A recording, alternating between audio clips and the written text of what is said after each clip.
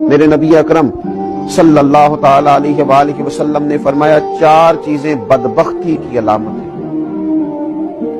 एक तो फरमाया कि आंखों का खुश्क हो जाना, कभी भी अल्लाह के खौफ से उनमें आंसुओं का ना आना बदबख्ती की अलामत है। दूसरा, रसूलुल्लाह सल्लल्लाहु ताला अलैहि वसल्लम ने फरमाया, दिल का सख्त हो जाना ये बदबख्ती की अलामत है, कि तेरे दिल में किसी के लिए दर्द ना हो, तेरा दिल किसी के लिए नरम ना हो, तेरी तबीयत में कभी किसी बंदे के लिए हमदर्दी पैदा ना हो, ये बदबख्ती की अलामत है। और तीसरे नंबर पर नबी पाक सल्लल्लाहु ताला अलैहि वसल्लम ने फरमाया, दुनिया की हिरस में लग जाना, लालच पैदा कर लेना, हवस पैदा कर लेना, मैं कैसे कुछ ज्यादा से ज्यादा माल इकट्ठा कर सकता हूं, ये बदबख्ती की अलामत है। ये देखिए ये किस तरह के रूहानी अमराज हैं जो बंदों को जकड़ लेते हैं और उनकी रूहानी जिंदगी को बर्बाद करते हैं।